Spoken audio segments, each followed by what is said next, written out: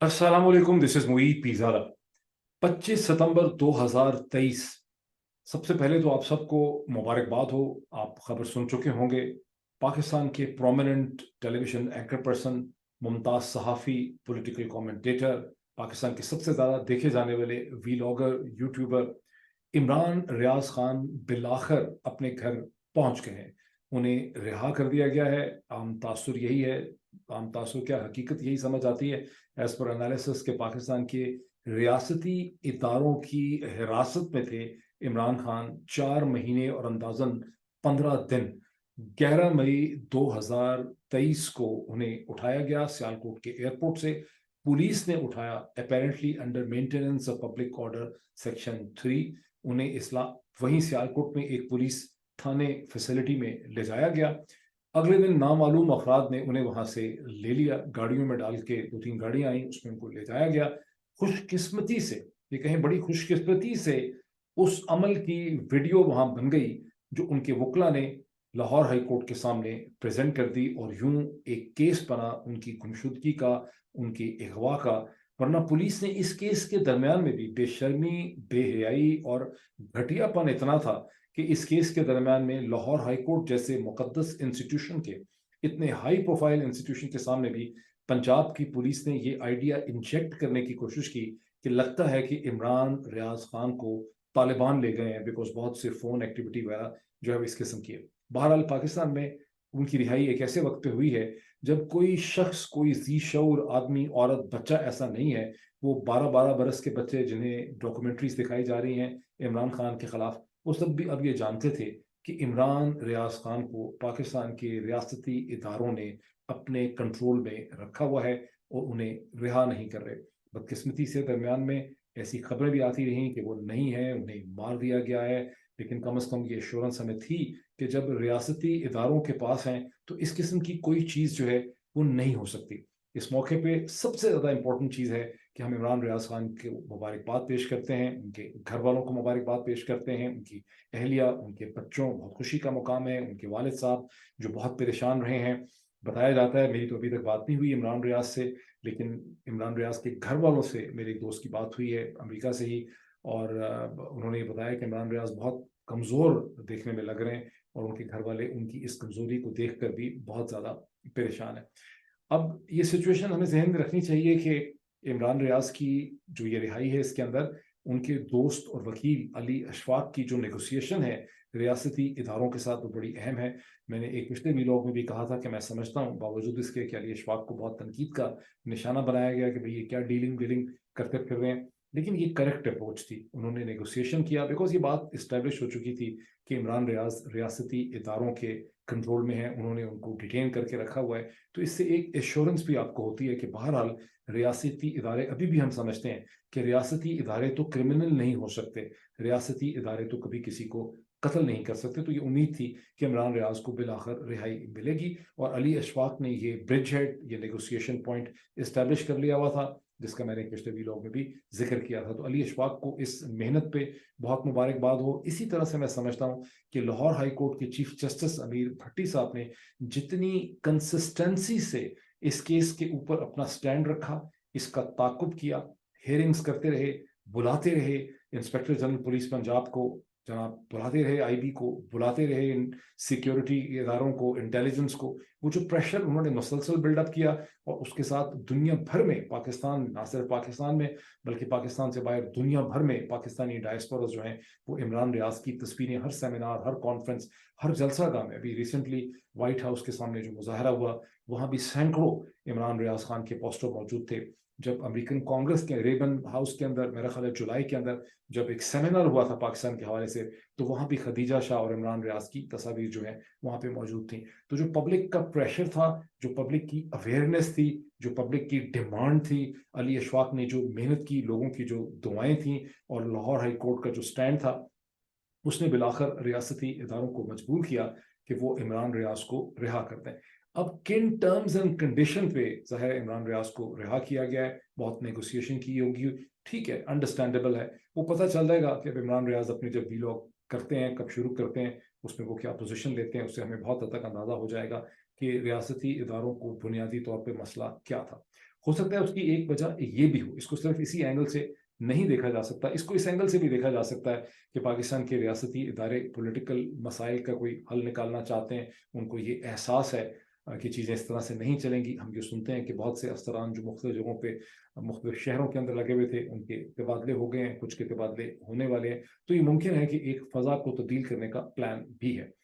اب یہ تو ہو گیا. میں اصل میں یہ تو اب ظاہر ایک نئی ڈیولپمنٹ ہوئی جو چند گھنٹے پہلے ہی مجھے پتا چلی. پلان تو میرا یہ تھا کہ میں ایک بہت ڈیٹیلڈ ڈاکومنٹری سٹائل ویلاگ کروں گا, جس میں بہت سے انٹرنیشنل پبلیکیشنز کی آپ کو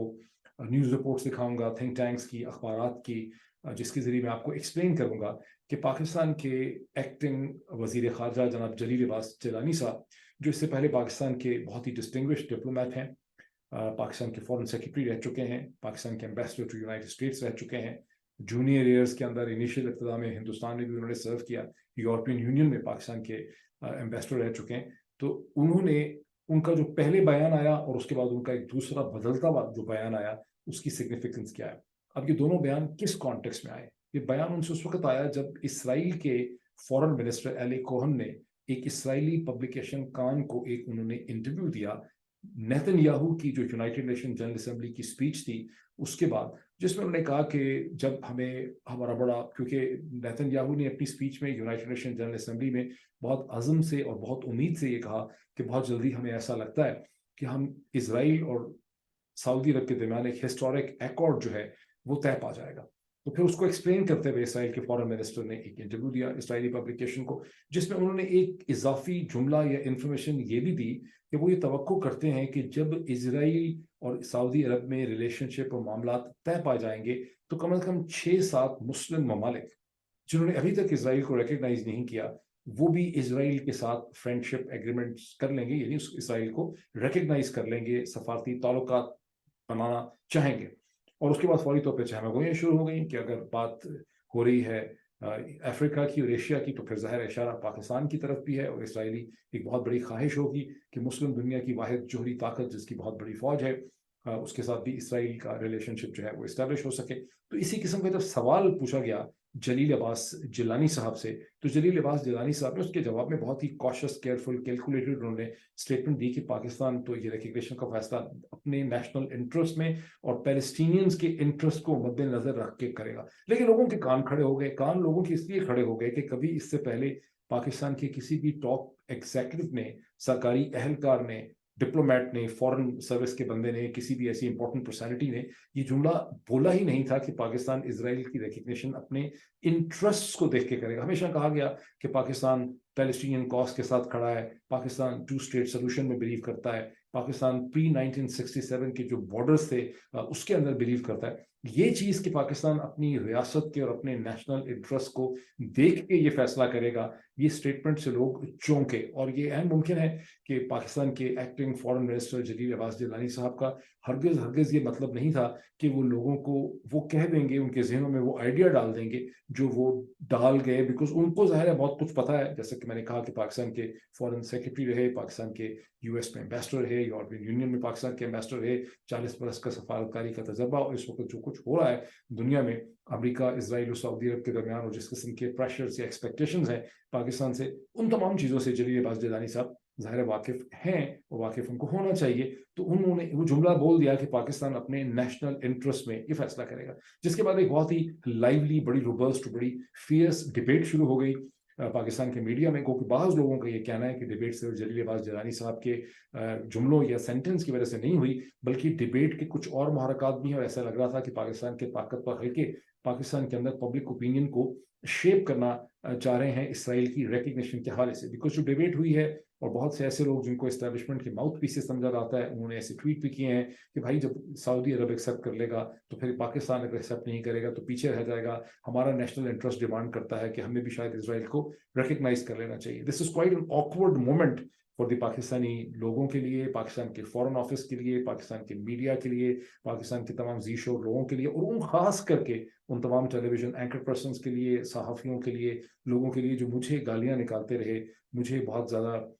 مجھے خلاف جملے بولتے رہے, جو بھی کہتے رہے بیچارے, کیونکہ میں وہ واحد بندہ ہوں پاکستانی میڈیا میں جو 2012 سے جس کی کنسسٹنٹ پوزیشن تھی کہ پاکستان کو الٹیمیٹلی اسرائیل کو ریکگنائز کرنا پڑے گا. اور پاکستان نے جب 1990s کے بعد اسرائیل کو انگیج نہیں کیا, جب ہندوستان نے اس کو انگیج کیا without antagonising the Arab and Muslim countries, تو پاکستان نے بہت بڑی غلطی کی, بلنڈر کیا. پاکستان میں ویژن نہیں تھا فورن آفس کے اندر, ریاستی اداروں کے اندر, کیونکہ میں نے ہمیشہ یہ بھی کہا کہ پاکستان کے جو ریاستی ادارے ہیں اور اسٹیبلشمنٹ ہیں انہوں نے ضرور سوچا تھا, لیکن پاکستان کی فورن آفس نے کبھی بھی اس ویژن کو ڈیولپ نہیں ہونے دیا, اور پاکستان کی حکومتوں میں کبھی اتنی ہمت نہیں ہوئی کہ اسرائیل کو انگیج کر لیتے. میں نے بارہا اس خطرے کا اظہار کیا. 2019 میں بھی former prime minister Imran Khan کے ساتھ بیٹھے ہوئے بھی 40 جرنلسٹ تھے, تو میں نے عمران خان سے سوال پوچھا کہ جتنی تیزی سے عربز جو ہیں وہ اسرائیل کے ساتھ اپنی ریلیشن شپ بڑھا رہے ہیں, اس کی امپلیکیشنز تو پاکستان پہ بھی ہوں گی, تو آپ کی اس پہ کیا پوزیشن ہے؟ اور عمران خان صاحب نے وہاں پر ایک بڑا ٹکا ہوا اسٹیریوٹیپیکل جواب دیا, اور ان کے جواب دینے سے پہلے ہی وہاں پر ایک بہت ہی پرومیننٹ ریسپیکٹڈ پاکستانی ٹی وی اینکر ہے, انہوں نے عمران خان اور میرے دونوں پہ ہی چڑھائی کر دی. اور عمران خان کی میں سمجھتا ہوں ہمیشہ یہ مجبوری رہی کہ چونکہ مولانا فضل الرحمان اور بہت سے لوگ ان کے خلاف ایک پروپیگنڈا رکھتے تھے کہ عمران خان کی جو فرسٹ وائف تھیں جمائمہ گولڈ سمتھ جو ہیں, وہ جمائمہ گولڈ سمتھ چونکہ ایک جوش فیملی سے تھیں, چونکہ عمران خان جمائمہ کے بھائی کے لیے کیمپین رن کرتے رہے, تو ہمیشہ عمران خان پہ الزام لگایا کہ عمران خان تو جوش ایجنٹ ہے. پاکستانی سیاست اتنی ہی سطحی ہے, اتنی ہی گندی ہے, اتنی ہی لو کیلیبر کی ہے, جو کہ یہ مولانا فضل الرحمان کے الزامات سے آپ کو احساس ہوتا ہے, جس کی وجہ سے بہت سے ایسے فیصلے جو پاکستان کو کرنے ہوتے ہیں, یہ چیزیں سمجھنی ہوتی ہیں, وہ بھی پاکستان میں سمجھی نہیں جا سکتی. بہرحال تو یہ ایک بیک گراؤنڈ کانٹیکسٹ ہے جس کے اوپر میں بات کرنا چاہتا تھا. میرا پلان یہ تھا کہ میں ایک ڈیٹیلڈ ویژول قسم کی ڈاکومنٹری بناؤں, دنیا بھر کی اخباری رپورٹس کو سامنے دکھاتے ہوئے, کچھ میپس اور نقشے دکھاتے ہوئے, جس میں آپ کو ایکسپلین کر سکوں کہ کیوں پاکستان اب بہت بری طرح سے اس سچویشن میں پھنس گیا ہے, جہاں ایک طرف پاکستان کے اوپر بین الاقوامی دباؤ ہوگا کہ پاکستان ہندوستان کے پوائنٹ آف ویو کو کشمیر پہ ریکگنائز کرے اور کشمیر کی بات بند کرے, ہندوستان کو چھوٹی موٹی کاسمیٹک چینجز کر دے گا, جیسے ہندوستان کی سپریم کورٹ جو ہے وہ ہو سکتا ہے جموں اینڈ کشمیر کے اسٹیٹ ہوڈ کے اسٹیٹس کو بہت جلدی, کیونکہ اسے ریڈیوس کر دیا گیا ہے to the union territory as a result of the actions of 5 August 2019, تو ظاہر ہے کہ ہندوستان کی سپریم کورٹ یہی کرے گی کہ جموں اینڈ کشمیر کو واپس اسٹیٹ ہوڈ دے دے گی. وہ پاکستان کی طرف ایک طرح سے کہہ دیا جائے گا, یہ پاکستان میں خود ہی پروپیگنڈا کر دیا جائے گا کہ جناب والا یہ ہماری بڑی ایک روبسٹ ڈپلومیسی کے نتیجے میں ہندوستان نے جموں اینڈ کشمیر کو دوبارہ سے اسٹیٹ کا اسٹیٹس دے دیا. تو ایک طرح سے پریشر یہ ہوگا وایا سعودی عرب, وایا UAE, کیونکہ وہ کہیں گے کہ ہم انویسٹ کرتے ہیں آپ کے یہاں $25 بلین, تو آپ انڈیا کی پوزیشن کو کشمیر پہ ایکسیپٹ کریں اور پاکستان کو اوپن کریں for Indian trade, investment, for Indian traffic towards central Asia. اور دوسری طرف یہ ہوگا کہ جب سعودی عرب ریکگنائز کر لے گا تو ایک پیکج ڈیل, وہ جیسے کہتے ہیں کہ buy one and get one free, Saudi Arab ایک پیکج ڈیل جو ہے وہ کر رہا ہے, اور اس پیکج ڈیل کے نتیجے میں پاکستان کو کوئی آپشن نہیں ہے, پاکستان کو سعودی عرب کے ساتھ ہی چلنا پڑے گا اور اسرائیل کو ریکگنائز کرنا پڑے گا. یہ وہ کانٹیکسٹ اور بیک گراؤنڈ ہے جس میں جلیل عباس جیلانی صاحب نے یہ کہنے کی کوشش کی ہے کہ پاکستان کو مجبور نہیں کیا جا سکتا, اور پاکستان اپنے انٹرسٹ اور پیلسٹینینز کے انٹرسٹ کو مد نظر رکھ کے اسرائیل کی ریکگنیشن کا فیصلہ کرے گا. اس کو آپ سمجھیں اس کانٹیکسٹ میں. اگر میں نے اتنی لمبی تقریر نہ کی ہوتی تو شاید اس کانٹیکسٹ کو اپنا سمجھ سکتے کہ جلیل عباس جیلانی یہ کہہ رہے ہیں کہ مومنٹ تو آ گیا ہے, پریشر تو ہے, وہ ایڈمٹ کر رہے ہیں, لیکن پاکستان اپنے نیشنل انٹرسٹ اور اپنے پیلسٹینین انٹرسٹ کو مد نظر رکھے گا. پاکستان اپنے کو رکھنا ہی چاہیے اپنے نیشنل انٹرسٹ کو, لیکن پاکستان نے اپنی بری ڈپلومیسی کے نتیجے میں, اپنے لیک آف ویژن کی وجہ سے اپنے ہاتھ اتنے کاٹ دیے ہیں. پاکستان کی اس وقت اکنامک سچویشن اتنی بری ہے کہ مجھے شک یہ ہے کہ پاکستان بہت اچھی کوئی ڈیل نہیں نکال سکتا. سب سے بڑا پرابلم تو یہ ہے کہ پاکستان کی تو ڈائریکٹلی نیگوشیشن اسرائیل کے ساتھ ہو ہی نہیں رہی. ہوتا تو یہ اگر پاکستان ایک independent, self respecting, clever, smart, sovereign state ہوتا, جو کہ ہونا چاہیے تھا اور کبھی تھا بھی شاید, تو پاکستان نیگوشیٹ کرتا امریکہ کے ساتھ, پاکستان نیگوشیٹ کرتا امریکہ کے ساتھ ڈائریکٹلی, اسرائیل کے ساتھ وایا امریکہ اینڈ ویسٹ, اور اسرائیل کی ریکگنیشن میں اسرائیل کو انگیج کرتا, رادر دین کہ پاکستان بیچارہ لائن لگا کے پیچھے کھڑا ہے UAE کے اور سعودی عرب کے, اور وہ پاکستان کو اپنے اسٹریٹجک ریزنز کے اندر ایکسپلائٹ کر رہے ہیں. تو میں ایک ڈیٹیل ویڈیو پھر بھی اس پہ کروں گا, اور وہ ڈیٹیل ویڈیو میں یہ ایکسپلین کروں گا کہ یہ جو ٹرائلیٹرل انگیجمنٹ ہے between United States and Saudi Arabia on one and, between Israel and Saudi Arabia on the other and, between Israel and United States on the third and, یہ کیا ہے اور کیوں پاکستان کے پاس اس اسٹیج کے اوپر بہت زیادہ آپشنس نہیں ہیں. پھر بھی ظاہر ہے کچھ نہ کچھ آپشنس تو پاکستان کو ایکسرسائز کرنی ہوں گی اس اسٹیج پہ, آپ اس کو ڈینائی نہیں کر سکتے. بہرحال یہ میری پوری پلاننگ تھی کہ میں بہت لمبی ڈیٹیلڈ اس کے اوپر ایک ویژول قسم کی رپورٹ بناؤں گا، جو میں اب اس اسٹیج پہ نہیں بنا سکتا. پہلی خبر عمران ریاض کی گرفت کی رہائی، عمران خان ریاض کا گھر واپس آ جانا، جو بہت امپورٹنٹ خبر ہے.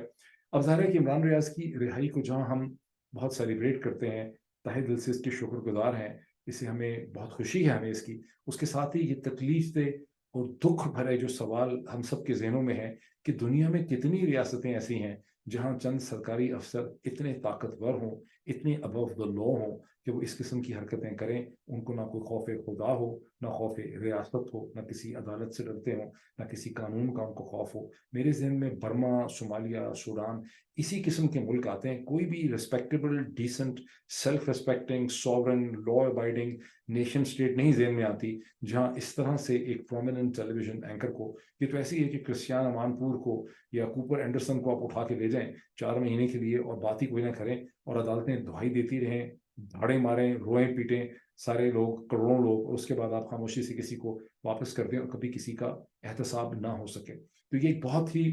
دکھی، پینفل، تکلیف دہ سوال ہے. یہ نہ صرف میرے ذہن میں ہے بلکہ میں سمجھتا ہوں کہ ہر پاکستانی ٹیلی ویژن کی جو پرسنالٹی ہے، ہر اینکر پرسن، ہر صحافی، ہر اداریہ لکھنے والا، ہر رپورٹر، میں تمام لوگوں کے جذبات کی ترجمانی کر سکتا ہوں جب میں کہوں گا کہ تمام لوگوں کے ذہنوں میں یہی سوال ہے کہ یہ کون لوگ ہیں جو اس طرح سے کر سکتے ہیں. کیا وجہ ہے اس بد نصیب ریپبلک آف پاکستان میں کہ اس قسم کے غیر ذمہ دار، فاسق اور ظالم لوگ جو ہیں وہ قانون سے اوپر ہیں. کوئی قانون، کوئی عدالت، کوئی چیز جو ہے انہیں کوشچن نہیں کر سکتی. اور کب تک یہ اندھی جو ہے اس ملک میں رہے گی؟ کہ اللہ تعالیٰ یہ دیکھ رہا ہے کہ اس ملک میں کیا ہو رہا ہے؟ یہ سوال ہم سب کے ذہنوں میں. نو موونگ فارورڈ ٹو، یہی جو چیز جڑی ہوئی ہے اسرائیل سعودی عرب سے، اس کے ساتھ جوڑ کے ہی اس کو دیکھیں، کیونکہ میں اس کو پھر بعد میں شاید ڈیٹیل سے ایکسپلین کروں گا.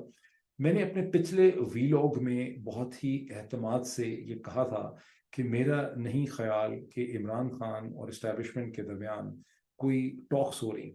ٹاکس تو خیر ابھی بھی میں نہیں کہتا کہ ہو رہی ہیں، لیکن پچھلے ویلاگ کرنے اور اب کے درمیان میں مجھے خاصی ایسی انفارمیشن ملی ہے جس کے نتیجے میں مجھے اپنی پچھلی پوزیشن ریوائز کرنی پڑے گی. ٹاکس تو نہیں ہو رہی، لیکن یہ لگتا ہے خاصی کریڈیبل انفارمیشن ہے کہ گزشتہ 48 گھنٹوں میں عمران خان کو اٹک کی جیل میں پیغام بھجوایا گیا پاکستان کی اسٹیبلشمنٹ کی طرف سے. لیکن جو شخص یہ پیغام لے کر گئے وہ اسٹیبلشمنٹ کے کوئی نمائندے یا اسٹیبلشمنٹ کی شخصیت نہیں تھے، بلکہ تحریک انصافی کی بہت امپورٹنٹ وہ شخصیت تھی جنہوں نے بتایا جاتا ہے، میں نام اس لیے نہیں لے رہا کہ ظاہر ہے ایسی چیزوں کے بارے میں آپ کو کبھی بھی 100% کانفرمیشن نہیں ہوتی، لیکن بتایا جاتا ہے کہ انہوں نے انونیمسلی، کانفیڈینشلی، بغیر کسی پروٹوکول کے ٹریول کیا اور اٹک کی جیل میں آ کے عمران خان سے ملاقات کی اور انہیں کنوے کیا کہ 2 پیغامات، 2 ڈیمانڈز آپ کے لیے ہیں. ڈیمانڈ نمبر 1 یہ ہے کہ آپ پاکستان چھوڑ کے چلے جائیں. ڈیمانڈ نمبر 2 ہے کہ اگر آپ ایسا نہیں کرنا چاہتے تو 18 مہینے کے لیے نواز شریف صاحب کو پاکستان کا پرائم منسٹر آپ ایکسیپٹ کر لیں اور اس کو کنکر کریں، اس میں اپنی رضامندی جو ہے وہ دے دیں. بڑی انٹرسٹنگ یہ ڈیمانڈ ہے اگر واقعی ایسا ہے. یہ وہی چیز ہے جس کے حوالے سے گزشتہ 48 گھنٹے میں ٹویٹس بھی ہوئے ہیں، ٹویٹر پہ بحث بھی ہے، جس کی طرف لوگوں نے اپنے ویلاگز میں اشارہ بھی کیا ہے. زیادہ اشارہ چلا گیا محمد علی درانی صاحب کی طرف. ایک سورس کا کہنا ہے کہ محمد علی درانی صاحب نے بھی عمران خان سے ملاقات کی ہے. محمد علی درانی صاحب نے خود اسے ایڈمٹ نہیں کیا. انہوں نے یہ کہا تھا کہ انہوں نے ایسے لوگوں سے بات چیت کی ہے جن کی عمران خان سے ملاقات ہوئی ہے، and on the basis of that in کی انڈرسٹینڈنگ یہ ہے کہ عمران خان کوئی کانفرنٹیشن نہیں چاہتے، وہ ایک فری فیئر ٹرانسپیرنٹ الیکشن چاہتے ہیں، وہ کسی کے خلاف کوئی بغض بدلہ نہیں رکھتے، ان کی کوئی ریڈ لائنز نہیں ہیں، ان کی کوئی مائنس لائنز نہیں ہیں، وہ کسی سے کوئی انتقام نہیں لینا چاہتے، لیکن وہ بہتری چاہتے ہیں. یہ محمد علی درانی صاحب کا کہنا تھا. بعض سورسز یہ کہتے ہیں کہ یہ ملاقات اور لوگوں کی نہیں ہوئی بلکہ محمد علی درانی صاحب نے بھی جا کے اٹک کے جیل میں کانفیڈینشیل طور پر عمران خان سے ملاقات کی ہے. آپ کبھی بھی ایسی چیزوں کو 100% واؤچ نہیں کر سکتے کہ ویسا ہوا. اسی طرح جو دوسری بہت ہی اہم شخصیت کی میں بات کر رہا ہوں جنہوں نے بغیر کسی پروٹوکول کے جا کے عمران خان سے ملاقات کی ہے، جو میسج انہوں نے کنوے کیا. اب عمران خان نے جواب میں انہیں کیا کہا؟ عمران خان نے انہیں جواب میں کہا کہ میرا پاکستان میں ہے، زندہ رہنا مرنا میرا پاکستان میں ہے، میں نے پاکستان ہی میں مرنا ہے، میں پاکستان چھوڑ کے کہیں نہیں جا سکتا، میرے لیے برطانیہ، امریکہ کہیں پر بھی جانا ممکن نہیں ہے، میں یہی ہوں. ایک چیز. دوسری چیز یہ ہے کہ میں اس قسم کی کوئی ڈیل نہیں کر سکتا. میں ڈیمانڈ کرتا ہوں free fair transparent election. Pakistan के लोगों को ये हक होना चाहिए कि वो अपनी लीडरशिप, अपनी हुकूमत जो है उसे आज़ादाना तौर पर मुंतखब कर सकें। ये एक सॉवरेन नेशन है। ये वो चीज़ है जो खासे वसूख से लोग कह रहे हैं कि इसी किस्म का इंटरेक्शन हुआ है। मैं फिर भी इसको कहता हूँ कि ज़ाहिर है 100% ऐसी चीज़ कभी भी जो है वो कंफर्म नहीं हो सकती। लेकिन फिर this brings us to the question कि ये नवाज शरीफ साहब को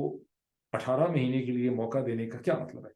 इस पे मैंने ये सवाल लोगों से पूछा है कि इसका क्या मतलब है, और क्या नवाज शरीफ साहब को भी पता है कि उनके बारे में इस किस्म की प्लानिंग की जा रही है कि उनको सिर्फ 18 महीने के लिए प्राइम मिनिस्टर बनाना है। और मेरा ख्याल है कि अब चूंकि बात आउट हो गई है, शायद नवाज शरीफ साहब के कान में ये बात ना हो, लेकिन अब उनको बात पता चल गई है तो मामले में खटाई पड़ गई। लेकिन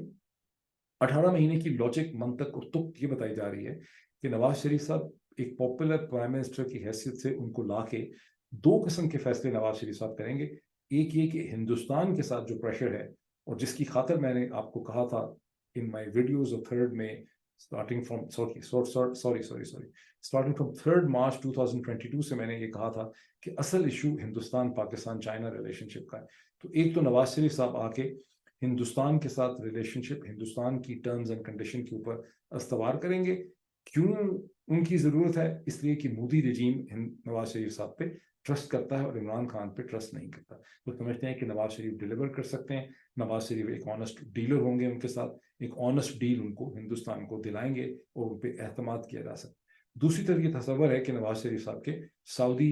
रूलिंग फैमिली के साथ बहुत बेहतर ताल्लुकात हैं। वो ताल्लुकात जो थे वो बहुत पुरानी बात हो चुकी है। क्या क्राउन प्रिंस मोहम्मद बिन सलमान और उनके वालिद साहब के साथ भी उनके बहुत अच्छे रिलेशनशिप हैं? हमें नहीं पता, कोई एविडेंस हमने इसकी नहीं देखी। बहरहाल एक और तासुर ये है कि जो वाया सऊदी अरब जो डील होनी है इसराइल की रिकग्निशन की, और उसमें जो SFIC के थ्रू पैसे आने हैं जिसका बहुत चर्चा किया गया, चर्चा तो ऐसे किया गया है जैसे पाकिस्तान कोई बहुत business innovation out of box किस्म की चीज़ लाने लगा है। लेकिन अब पता ये चल रही है कि बेसिकली एक जियो स्ट्रेटेजिक डील है जिसमें हिंदुस्तान और इसराइल के मामला जब तय पा जाएंगे तो in return Saudis and एमराटीज 25-25 billion dollar की जो उनकी कमिटमेंट है वो पाकिस्तान में उसको इन्वेस्ट करने के लिए तैयार हो जाएंगे।